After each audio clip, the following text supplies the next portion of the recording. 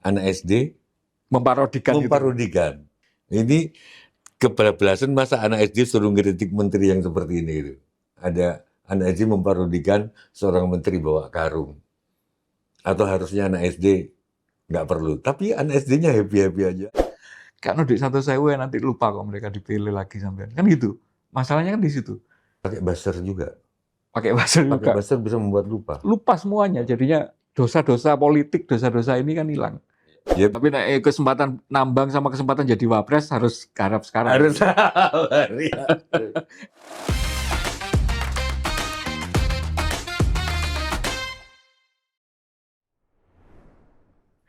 Salam Pancasila. Kawan, bertemu lagi dengan saya Winarko Ngantiwani di Ruang Dialektika.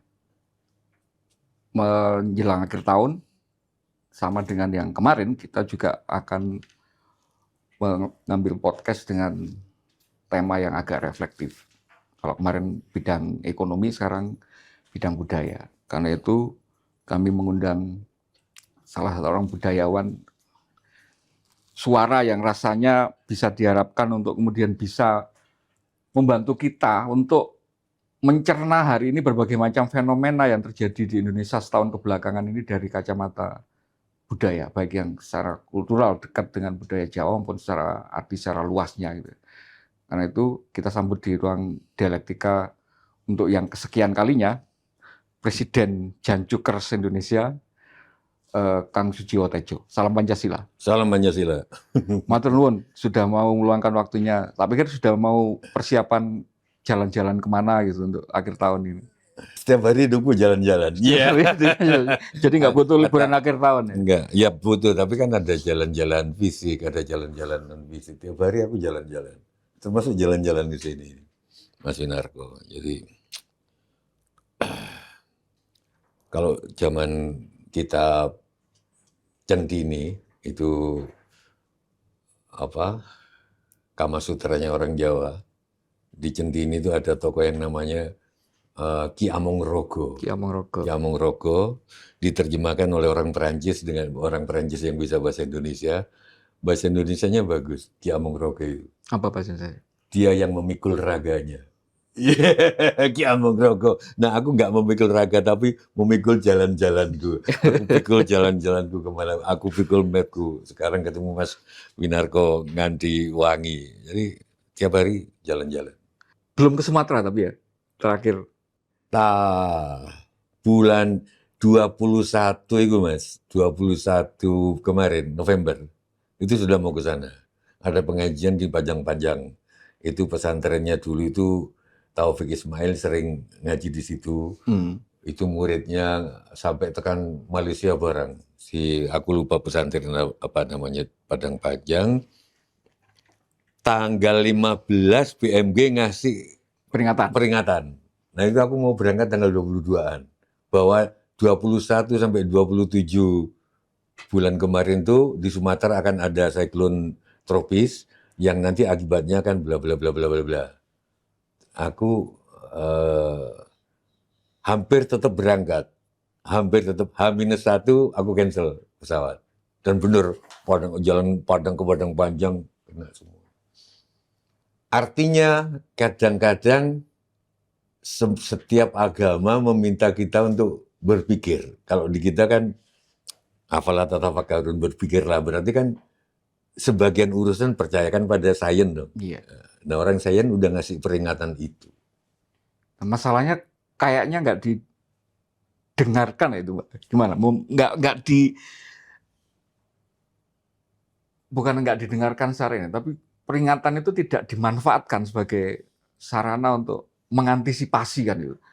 Sebegitu gede kemarin itu bencana, sebegitu luas, hujannya juga sebegitu masif gitu badainya.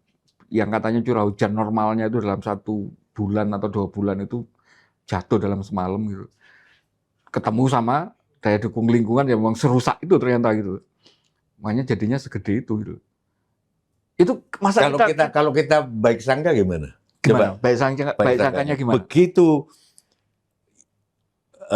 BMKG yang mewakili sains, mewakili pikiran yang disarankan oleh seluruh agama. Jadi gunakan akalmu. bupati, wali kota, gubernur rapat. Ini aku baik sangka dulu gitu loh. Wah, nanti itu akan banjir di sana menurut ramalan ini akan begini-begini Ya. karena laut makin panas, khatulistiwa yang nggak pernah dilalui siklon tropis akan dilalui dan nanti dampaknya akan begini-begini. Apalagi hutan sudah begini-begini-begini. Ya. Tapi memang nggak punya sarana untuk mitigasi itu, Mas Wani, Mas Ngantiwangi. Memang nggak punya sarana. Misalnya biaya untuk mengungsikan meminggirkan orang-orang nggak ada karena TKD kan dipotong, transfer daerah dipotong, Sama efisiensi efisiensi. BNPB-nya juga. Terus sehingga mungkin lah ya, ini dugaanku, Gubernur Sumatera Utara dan jajarannya, Gubernur Sumatera Barat, Gubernur Aceh dan para bupati mungkin sudah rapat itu di belasan itu, tanggal belasan. Tapi mau gimana lagi? Ngerti tapi karena nggak punya Iya, sudah sumber daya gitu ya. mungkin. Karena contoh aja gini, dari 500 ini teman saya yang hitung, anak bukan BNKG, anak. Dari 514 kabupaten kota yang siap untuk kalau ada peristiwa begini, disaster ini, yang kita secara kurang ajar menyebutnya bencana, gitu loh. Iya kan, disaster itu kurang ajar banget kata bencana alam itu. Oke, katakanlah disaster ini, dari 514 kabupaten kota yang siap cuma 31 yang siap dengan mitigasi. Itu semuanya di Jawa.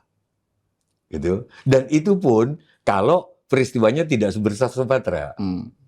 Kalau sudah sebesar Sumatera tetap aja nggak yang 31 kabupaten kota. Misalnya begini. Kalau kita tahu bahwa kita itu daerah rawan gempa, daerah rawan tsunami. Ada nggak setiap jalan itu akses ke bukit? Iya.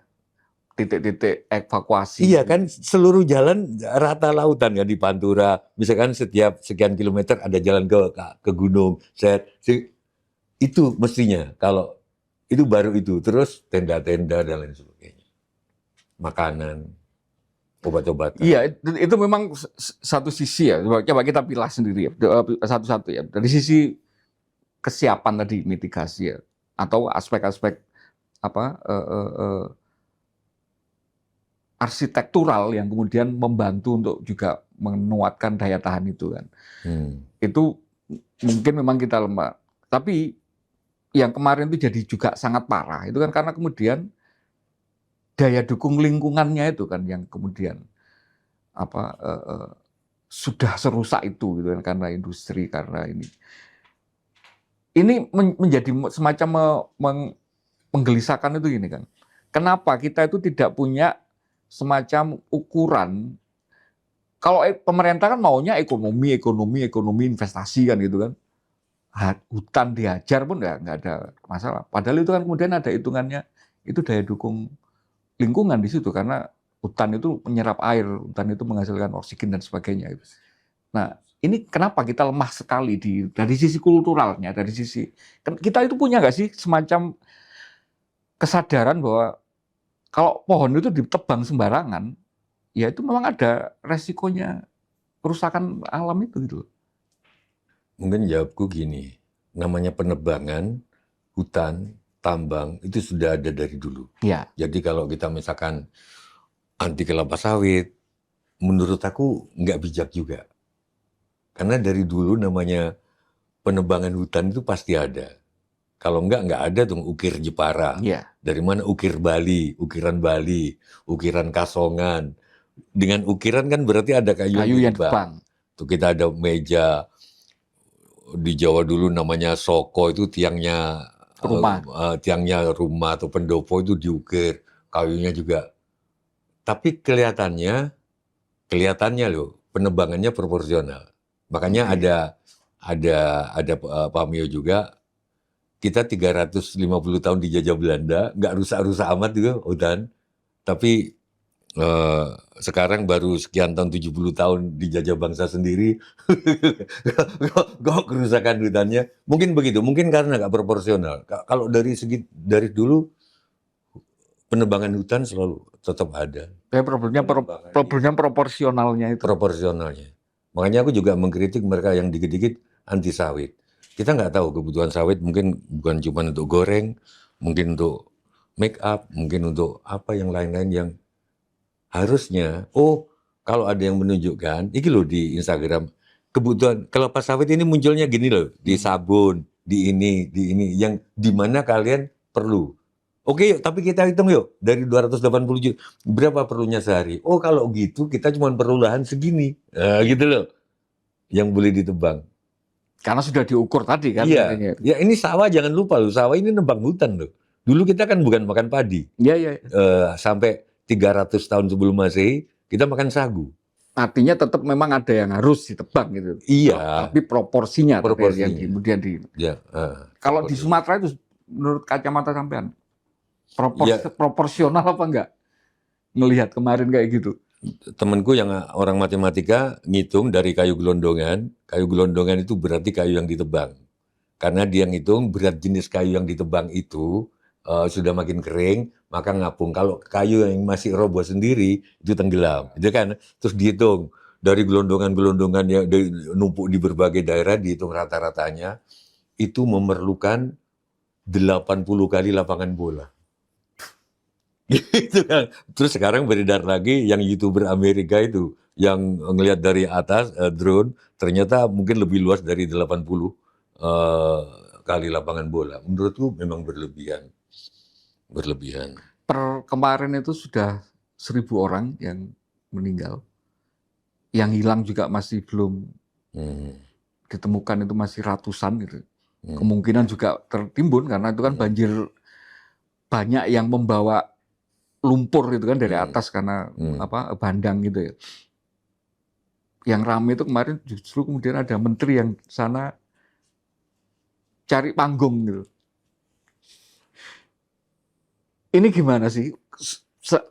Saya tuh gemes sekali. Masa sih ada orang yang sedangkal itu cara berpikirnya, mau mengambil keuntungan pribadi, membangun citra di tengah-tengah. Sebelum itu, aku baru nonton di Instagram, ada acara SD, acara drama. Oh iya, anak SD, Muhammadiyah. Anak SD memparodikan. Ini menurut Mas Wani gimana? Ini kebablasan, masa anak SD suruh ngeritik menteri yang seperti ini gitu. Ada anak SD memparodikan seorang menteri bawa karung. Atau harusnya anak SD nggak perlu. Tapi anak SD-nya happy-happy aja atau memang kesadaran bersama? Saya karena nggak kenal panitianya jadi nggak bisa tanya. Itu ide kalian apa idenya gurunya gitu. Kalau idenya anak SD ini lebih gawat lagi. Berarti mereka. Nah kalau menurut aku, pencitraan itu Mas Wani, bukan sejak zaman menteri-menteri zaman sekarang aja yang datang ke lokasi. Aku gimana menyebutnya, aku nggak tega menyebut bencana karena nggak sopan sama alam itu. Apa itu? Disaster aja ya. Ambil bahasa Inggrisnya ya, disaster. Nanti kita bisa diskusi itu kenapa aku nggak tega. Karena ini bukan kesalahan alam gitu. Iya. Oke, peristiwa sabda alam ya. Sabda alam berupa banjir dan lain sebagainya ini, bukan cuma itu, dari dulu namanya orang pasti punya pencitraan. Salahnya di mana, Mas? Rumah bagi orang Jawa, bagi kami, itu ada 3 fungsi minimal. Patunggon, yaitu untuk tidur, untuk menetap, untuk stay. Panepen, untuk merenung di situ. Mungkin ada musolanya, atau mungkin ada tempat semedinya, tempat hiunya kalau orang Buddha itu, atau tempat abu-abunya leluhurnya ada. Patunggon, panepen, dan yang terakhir palungguhan. Palungguhan itu kedudukan. Artinya dengan itu, dengan rumah itu, Mas Winarko Ngantiwani akan menunjukkan kepada khalayak yang hadir, iki loh rumahnya Winarko. Jadi dari dulu citra itu memang ada. Bahkan kalau Gen Z ada yang nonton ini dan belum pernah nonton film yang di zaman Pak Harto ditayangkan tiap 1 Oktober, malam hari kesaktian, malam 30 September malam, ya 30 SPKI itu ketika beberapa jenderal mau dibunuh, ada satu jenderal yang saya terkenang, yaitu Jenderal Ahmad Yani. Dia diambil pasukan Cakrabirawa, dia nggak mau langsung pergi. Bapak dipanggil presiden, mau diambil, dia mau tempeleng kalau salah, nempeleng, dia harus ganti baju dulu, ganti baju uniform jenderalnya itu. Dan di cerminnya itu dia pakai pecinya yang terakhir, cek terus balik kanan. Jadi baju itu sebuah citra yang harus dijaga. Salahnya di mana dengan pencitraan menteri-menteri sekarang? Dari segi rumah kita selalu menanamkan citra, dan baju dalam bahasa Jawa istilahnya rasukan, merasuk. Jadi ngerasuk busono bukan sekedar ageman, bukan sekedar pakaian, tapi begitu itu kita pakai, itu kita merasuk di situ. Begitu kita pakai emblem menteri, tag menteri di sini, kabinet, itu sudah aku hadir, negara hadir di tempat sabda alam di Sumatera ini. Nggak perlu aku manggul beras, atau karena ajudanku nganggur nanti gitu. Kalau aku manggul beras kan ajudan tinggal jalan-jalan di belakangku. Tapi aku datang di sini nih mewakili negara, dan aku tidak memanggul beras, tapi aku memanggul tanggung jawab. Dan membawa semua sumber daya negara. Sumber daya negara di menteri-menteri bawahannya, kalau dia Menko, ada di bawah koordinasi dia untuk membantu sabda alam. Nah, masalahnya itu kan kebalikannya kan. Yang terjadi, yang harusnya negara itu datang hadir di situ dalam bentuk penanganan yang secepat-cepatnya itu ya, tanggap darurat di minggu pertama itu. Itu tidak muncul, tidak dirasakan gitu. Karena kemudian bahkan di H+7 itu teman-temanku dari Malang berangkat ke sana itu masih ada 3 kabupaten itu yang katanya blackout gitu, nggak bisa dikontak dari luar sama sekali gitu. Itu nggak terlaksana fungsi dia sebagai pejabat negara.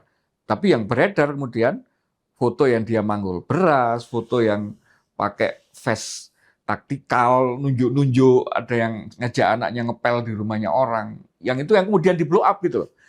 Ini kan seolah-olah kemudian nggak pantas sama sekali dengan jabatannya dia. Yang dia jabatannya dengan segala macam kewenangannya itu tidak kelihatan aksinya. Tapi kemudian yang hal-hal yang justru bisa dilakukan oleh semua orang, tadi ajudan aja bisa kalau cuma manggul beras itu. Malah itu yang dimunculkan. Kalau itu gimana ngelihatnya? Lah ya, aku cuman pengen jawab, citra seorang pejabat, citra seorang militer tadi, Ahmad Yani, yang dia baru pakai baju, pakai peci, baru dia bersedia di... Ya, karena dia itu kan dipanggil tidak sebagai seorang Ayani pribadi gitu kan, tapi Jenderal Yani yang harus ngadap presiden gitu kan. Dalam bayangan saya, menteri ini cukup sebelum berangkat ke sabda alam di Sumatera itu pakai emblem kayak Ahmad Yani di depan kaca itu sudah pakai baju, mungkin tangan kanan dulu, kalau dia percaya kepada sabda Nabi katanya tangan dulu, kanan dulu, kiri set pakai emblem, set, bismillah ke Sumatera. Nggak usah manggul beras karena di situ dia sudah mewakili negara yang dia punya fungsi koordinasi, menteri ini, menteri ini, bantu ini, bantu ini, bantu ini. Itu lebih dari sekedar manggul beras. Kehadiran dia di situ. Kalau yang manggul berasnya bisa ajudan. Sebetulnya nggak apa-apa juga. Kenapa sih kita terlalu keras? Pejabat manggul beras nggak apa-apa, tapi jangan itu satu-satunya gitu loh, Kang. Iya itu. Masalahnya kan di situ orang jadi marah kalau kemudian dia itu kesana itu hanya manggul beras gitu kan itu. Karena kamu itu bukan cuma tukang kuli angkut gitu. Kamu itu menteri yang bisa bawa banyak hal, anggaran, bisa bawa kebijakan. Termasuk ketika kemudian justru dia kan yang kemudian selama ini dinilai paling banyak memberi izin terhadap penebangan hutan itu kan, yang dimarahi sama Harrison Ford itu kan waktu dia menjadi Menteri Kehutanan, itu kan yang membuat orang marah itu. Celakanya Mas Wani, kita cuma bisa berpraduga karena ada lagi penjelasan dari Ipang Wahid tentang peristiwa dia dimarahi Harrison Ford. Katanya konteksnya nggak gitu, konteksnya bla bla bla, kita nggak tahu. Intinya bukan salah menterinya banget. Belum lagi klarifikasi Pak Zulkifli Hasan di ininya podcastnya siapa itu yang pemain basket dulunya itu siapa? Denny Sumargo. Denny Sumargo, bahwa kita nggak tahu lah kejadian yang sebenarnya apa dia dimarahi oleh apa bintang apa ini Harrison Ford ini Indiana Jones. Apa kebetulan ada yang bilang katanya dia gebrak-gebrak meja. Gimana kalau kita menduga-duga aja gitu loh. Mungkin memang nggak marah, mungkin kita salah persepsi aja tentang Pak. Tapi bahwa dia banyak memberi izin di zamannya, iya. Itu yang nggak bisa dibantah. Nah iya, maksudnya publik itu kan kemudian merasa, loh kalau kamu itu peduli bentuk ininya, ya nggak yang dengan memberi izin tanda tangan pembuatan hutan sebegitu banyak kan gitu kan logikanya kan, karena kamu pejabat kan gitu yang melekat kewenangan untuk memberi izin. Kalau industri itu nggak dikasih izin untuk membabat itu kan juga nggak berani mereka secara ini, jadinya pembalakan liar kan gitu kan. Kalau pembalakan liar ya nggak mungkin seluas itu gitu kan ininya. Nah logika yang kayak gitu kemudian itu kan kemudian membuat orang itu bertanya-tanya. Aku ngerti maksudnya Mas Wandi, berarti daripada memanggul beras atau pakai rompi taktikal itu, minta maafnya itu dengan cara menanam hutan. Atau ya yang sudah dikasih izin-izin itu ditarik lagi, wes kalian sudah pesta kok, ini balikin lagi jadi hutan lagi. Atau kalau enggak, tapi kan ini yang pengungsian itu, Wani. Kalau nunggu penanaman hutan sampai balik lagi perlu berbulan-bulan. Oh iya, kalau penanganan itu kan masalahnya kalau hanya penanganan itu kan bukan tanggung jawabnya dia, BNPB macam-macam tadi yang harusnya secara tupoksinya untuk ini itu kan. Nah, ya. Yang kemudian itu aku tak kasih. Ini wayang Rahwana. Ya. Oke. Kesayangan termasuk kesara. Ini udah rusak tapi udah tak dandani lagi. Jadi kulit yang udah itu ini protol-protol kulitnya tak belah di tengah itu, kulitnya yang lawas. Terus kulit baru ini tak papas tipis tak masukin. Diklopkan di dalamnya gitu. Terus dikasih dilem. Iya kayak lem itu tapi jadi rata. Jadi Rahwana nggak boleh mati karena ini harus jadi contoh. Gini. Waktu dia menculik Dewi Sinta. Terus dia akan dijemput oleh suaminya dengan ribuan bala tentara kera. Dia sudah semua rakyatnya udah mati, termasuk adik-adiknya udah mati. Tinggal dia sendirian. Kata Dewi Sinta, Rahwana, keluarlah. Kamu minta maaf sama suamiku. Oke? Baiklah, aku akan minta maaf. Tapi minta maafku secara kesatria. Apa? Perang. Nah maksudku, jadi Pak Zulkifli Hasan minta maafnya harus gimana gitu? Apakah kalau ini kan minta maafnya secara perang. Kalau aku kalah, berarti aku memang salah. Kalau aku menang, berarti secara spiritual aku benar. Mungkin memang secara sosial, kamu suaminya Sinta. Secara buku nikahnya gitu loh. Tapi buku nikah yang di adat, dia sebetulnya cintaku. Mungkin ya gitu loh. Jadi gitu. Enggak, pertanyaanku. Iya, paham. Jadi harusnya Zulkifli Hasan ngumpulkan ya orang-orang yang dikasih. Rakyat, aku minta maaf ya. Ini loh saya kumpulkan orang-orang yang dulu saya kasih izin. Udah atasi, tanam dan untuk sementara bantu selama di tenda-tenda itu, selama belum punya rumah itu.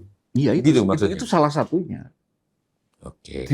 Diberi izin itu kan tidak untuk kemudian apa istilahnya?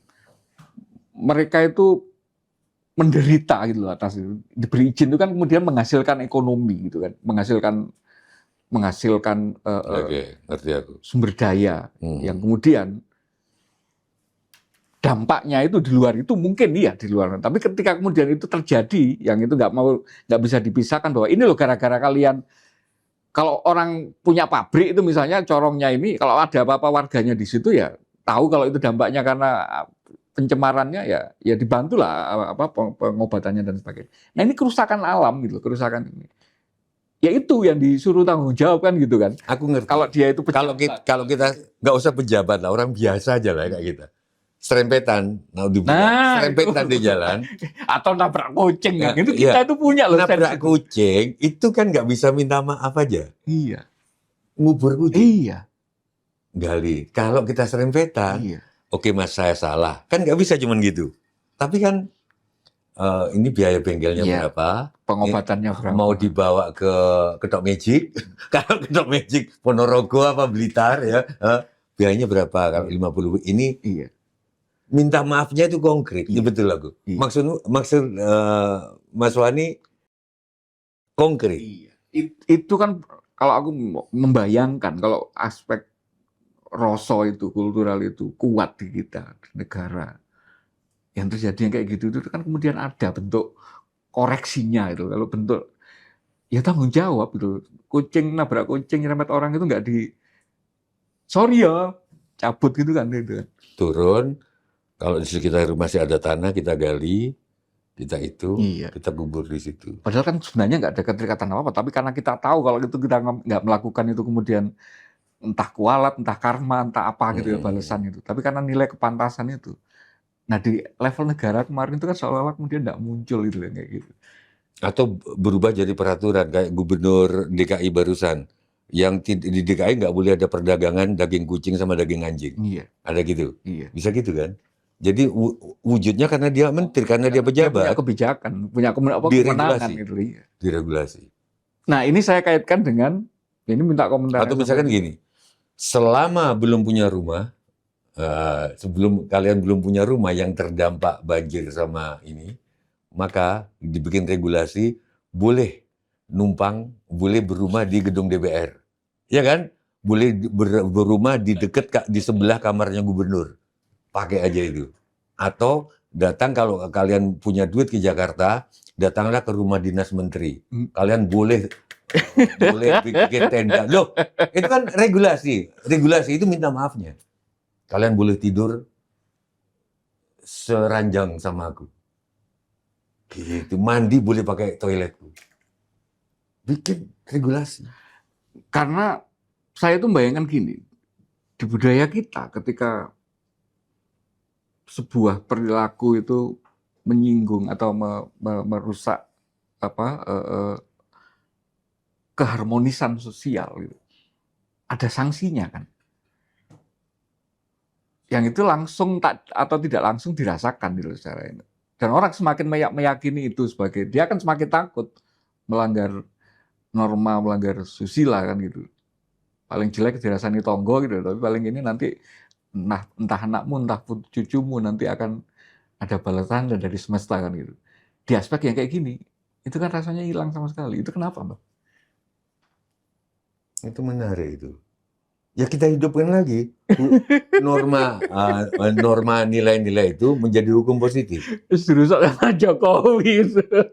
Enggak, begini misalnya, kalau ada menteri yang melanggar norma, artinya listrik belum nyala sudah dibilang nyala, gitu ya. Terus melanggar norma soal LPG, soal gas melon dan lain sebagainya, atau main kartu sama tersangka pembalakan hutan. Ya, hukumnya gini, kalau di Indian sama salah satu suku di Papua, kan salah satu suku di Papua itu ada aturan, Mas Wani. Ini sungai. Ini ruas ini hanya boleh diambil ikannya pada hari Selasa sampai Rabu. Ruas yang ini hari ini hari Jumat sama ada. Gila itu. Nah kalau ada yang melanggar itu, hukumannya pertama tidak disapa. Bayangin coba seluruh kampung tidak nyopo. Bayangin sampai Mas Wani habis ambil ikan di ruas yang dilarang itu, yang mestinya hari kemarin boleh, hari sekarang di ruas sana. Gila ya, itu ada aturannya gitu. Nah, nggak disampein lewat cuman orang, aku makan, ada sampein lewat, nggak nawarin, nggak apa. Kan nggak disapa. Masih juga melanggar, hukumannya lebih berat lagi. Dihapuskan namanya. Nggak dianggap warga situ? Enggak, cuma diambil, woi, nggak ada Winarko Ngantiwani. Nggak ada, woi. Bayangin coba. Nggak dianggap orang gitu ya, bahkan gitu ya, nggak punya identitas gitu ya. Loh, kan identitasnya orang Indian itu sama alam. Dancing with Wolves. Yang film apa? Menari dengan serigala. Nama-namanya kan gitu kan. di melahap ikan, melahap elang. Nah, namanya nyatu sama alam. Itu dihilangkan. Lama-lama, pertama dia mati secara psikologis, lama-lama mati secara fisik. Bayangkan kalau menteri-menteri kayak gitu, pertama nggak disapa sama wartawan. Nih, nggak disapa nih. Nggak disapa. Kedua, namanya dihilangkan, dipanggil, woi. Woi. Sama demokrasi itu kan kemudian diganti seolah-olah bahwa ya udah hukuman nanti 5 tahun lagi. Jangan dipilih kan gitu kan. Iya, iya. Masalahnya kan kemudian demokrasi ada yang bisa ngakali apa ya seminggu sebelum pilihan biar lupa semuanya kemarin itu harusnya sudah nggak pantas karena melakukan salah, pernah melakukan korupsi dan sebagainya. Kan udah 1.000 nanti lupa kok mereka dipilih lagi sampai kan gitu. Masalahnya kan di situ. Pakai buzzer juga. Pakai buzzer Pakai juga. buzzer bisa membuat lupa. Lupa semuanya. Jadinya dosa-dosa politik, dosa-dosa ini kan hilang. Nah, ini gimana sih cara untuk menumbuhkan lagi itu di tatanan berbangsa gitu, tatanan bernegara. Kurang apa? Kurang diajari apa generasi muda ini atau masyarakat ini tentang penghargaan terhadap lingkungan dan sebagainya. Apa yang kurang dari kita? Cuman kalau misalnya ini kita lakukan, nanti dibilang klinik. Gitu loh, aku repotnya. Misalkan di agama tertentu menganggap bahwa membajui pohon-pohon itu dibilang klinik. Padahal itu salah satu cara untuk membuat pohon tidak ditebang. Iya kan? Biar dihargai. Iya, cara lain adalah membangun narasi tentang pohon itu. Ada yang nguni. Di Kendari misalkan, di dekat rumah kakak saya, kakak ipar.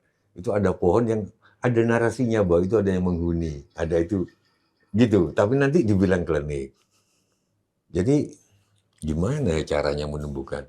Soalnya aku setuju sama Mas Ngantiwani tadi, kalau pohon ini harus dijaga karena ini sumber air di bawahnya, Iya. tetap nggak ngaruh. Tapi kalau ini nanti keluargamu akan terkutuk, nanti anakmu akan begini-begini hidupnya, lebih ngaruh kalau ini ditebang. Kenyataannya begitu. Padahal yang aku masih usulkan itu semuanya itu dianggap suci.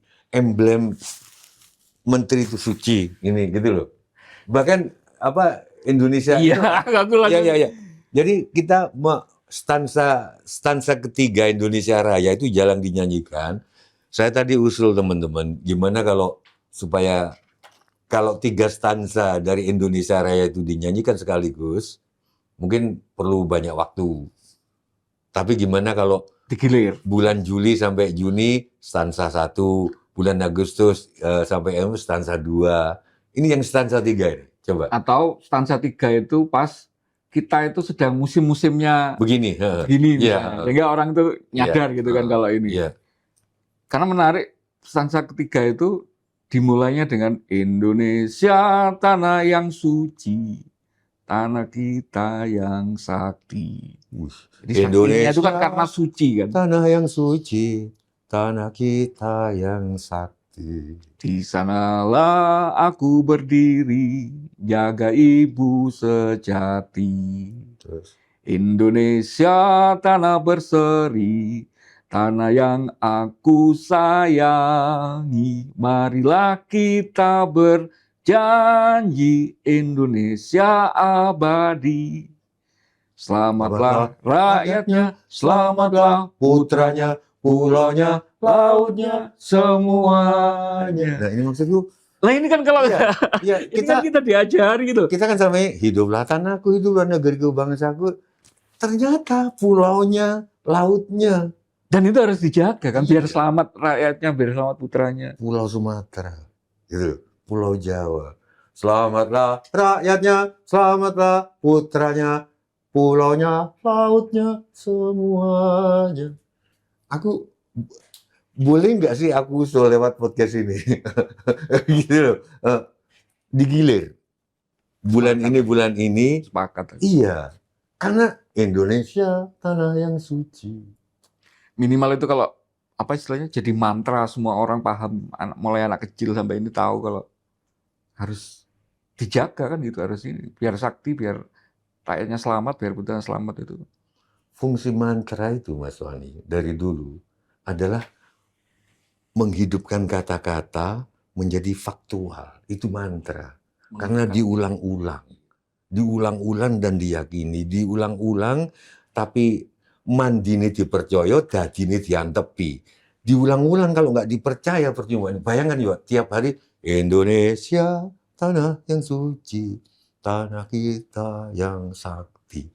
Itu menjadi mantra kayak Sumpah Pemuda. Kalau nggak diyakini nggak jadi mantra itu. Tetap aja pecah. Kayak PBNU, kayak gitu loh. Karena kami, bangsa Indonesia, berbahasa, bertanah air satu, tanah air berbangsa satu, bangsa Indonesia, menjunjung tinggi bahasa Indonesia sebagai bahasa. Jadi, diyakini Indonesia. Jadi membangun kesadaran ini ya, alam bawah sadar. Alam bawah sadar. Selamatlah rakyatnya, selamatlah putranya, pulaunya, lautnya. Gila kan? Ayo, Sumatera, Jawa, Bali. Nusa Penida sekarang ombaknya udah gede. Iya. Enggak, ini memang rasanya harus mulai didengarkan banyak orang. Kalaupun nggak ada yang aturan negara, ya upaya kita lah, citizen ini, warga ini kan, jaga warga inisiatif sendiri untuk yang stansa 2 sama stansa 3 Di beberapa ini tempat inisiatif sendiri. Aku pernah begini di Jombang. gitu. Sehingga Di Jombang. dan yang lain-lain jangan nyalahkan gitu. Iya, di Jombang aku pernah 3 stansa, di Lamongan aku pernah 3 stansa nyanyi. Memang capek itu berdirinya. Di Jogja pernah sekali. Enggak, ya tadi itu misalnya Digilir ya. kalau digilir oke. Kalau digilir itu kan kayak mengandaikan ada aturan bareng gitu ya. Oke. Tapi kalau misalnya enggak, kita boleh menyanyi versi stansa Oh, 2 apapun. Oke, tergantung di lagu Indonesia kebutuhan. Raya. Dan menurutku betul, hari-hari ini stansa 3 sangat berbeda. Harusnya. Hiduplah rakyat. Jadi yang cuma hafal stansa 1 jangan disalahkan gitu. Ini bener, ini Indonesia Raya juga lagunya gitu. Tapi message-nya beda gitu. Message-nya lebih ekologis kan. Tapi menurut beberapa pengamat, termasuk pengamat dari Airlangga, stansa 3 ini yang hiduplah, selamatlah rakyatnya, selamatlah putranya, pulaunya, lautnya.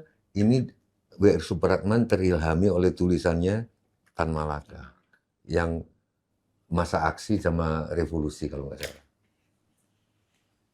Jadi aku setuju, bebaskan mau stansa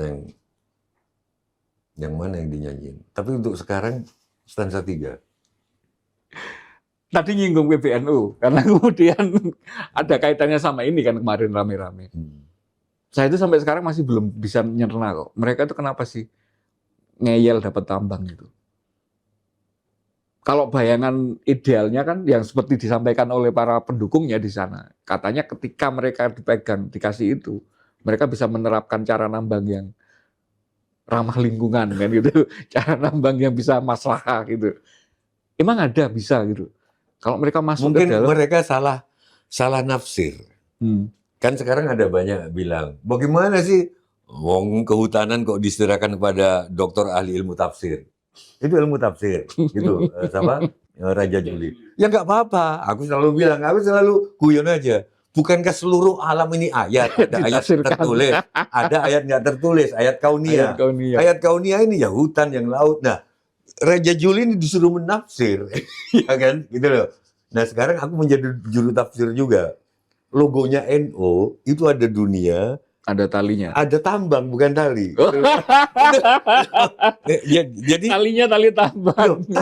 Talinya itu tali tambang. Berarti memang NU disuruh nambang. Enggak, ini tafsirku ini. Tafsirku. Itu Gusmus ketawa. Iya. Berarti memang cuman sekarang Mas Wani pengen aku kayak mantan ketua PBNU atau enggak? Dia bilang Said Agil Siraj bahwa tambang buat NU adalah jebakan Jokowi. Menurut dia. Aku pengen pendapatnya Kang Tejo sendiri. Itu gimana ngelihatnya? Apa setuju dengan pendapatnya Buya Said itu misalnya? Bahwa kemudian ya orang tahu Kang Eros Jarot kan kemarin ngomong orang kalau tahu karakternya orang NU itu kalau dikasih duit pasti gegeran kan gitu kan. Maka ada orang yang nggak seneng sama NU ya paling gampang ya dikasih sesuatu yang menghasilkan duit itu loh, pasti gegeran mereka kan ya.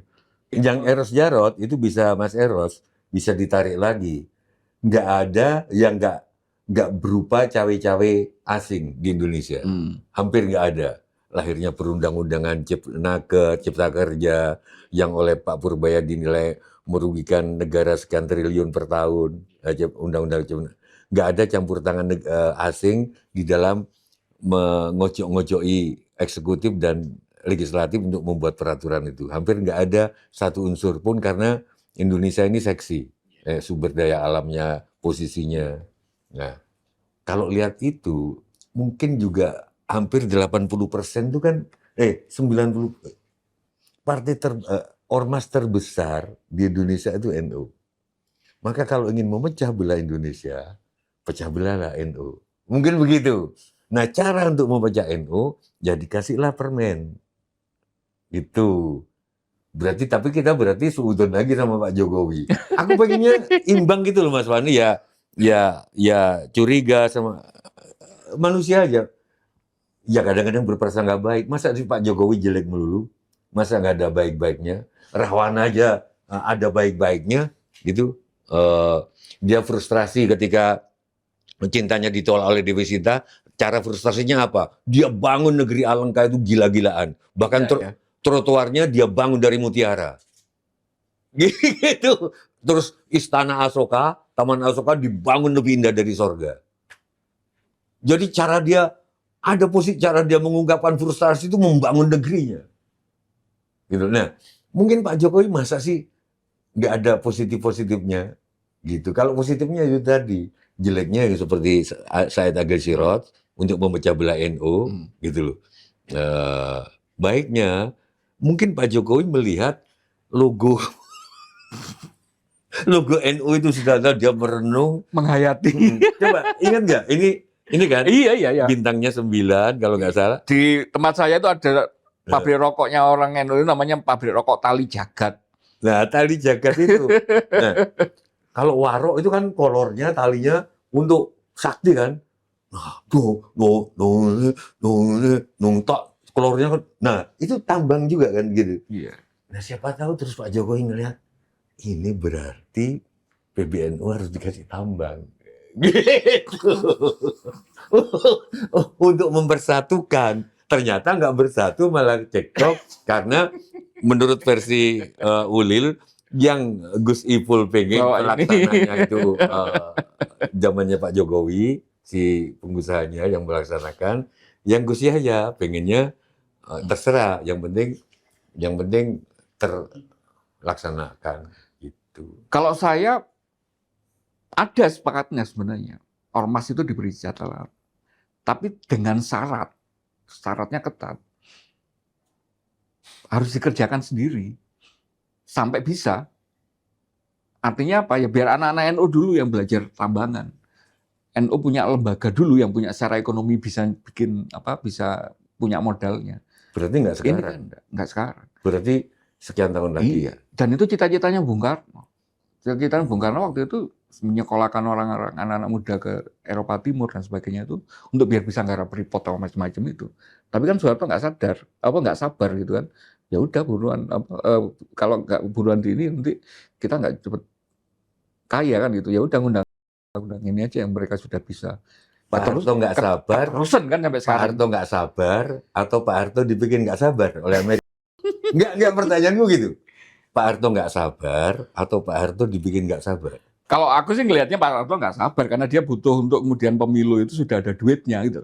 Untuk kemudian apa? Lah ya kalau diojo-ojoin terus sama agenda-agenda ya bisa jadi. Gitu loh maksudnya.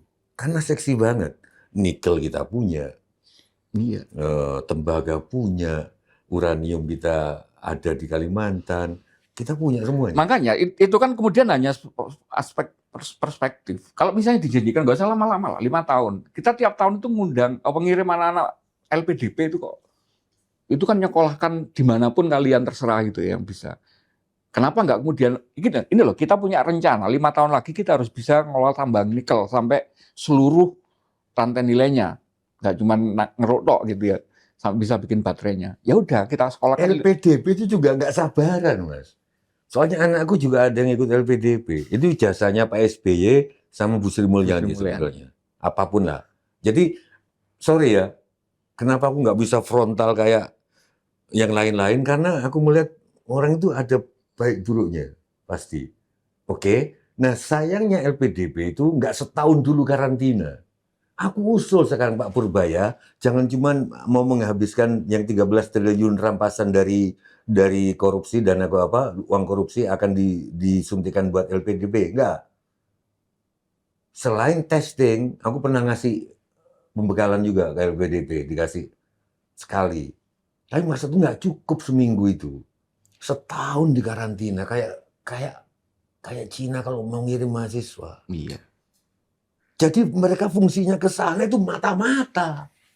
Pertama itu, terus yang kedua, kalau saya bayangkan setahun di karantina itu diajari satu budaya aja, satu Iya, satu kesenian aja. budaya yang memang betul-betul ilmunya itu nanti untuk kita, Iya. untuk Indonesia. Iya. Itu yang Cina lakukan. Iya. Sekarang banyak, cek LPDP yang nggak balik berapa orang. Iya. Yang balik ke sini nanti jatuhnya kayak direkturnya ASDP kan gitu, pulang ke Indonesia disuruh kreatif, disuruh mengembangkan ini, Iya, malah kena. malah kena kasus. Jadi kita tadi topiknya dari PBNU, terus kok malah ke Enggak, LPDP maksudnya gimana? tadi, kalau misalnya serius memberikan ruang untuk ormas itu biar bisa berpartisipasi ngelola tambang gitu, biar enggak itu tidak dikelola oleh perusahaan-perusahaan besar saja, nggak apa-apa. Tapi dengan prasyarat tadi, prasyaratnya juga dibantu gitu, tapi bisa ngerjakan sendiri.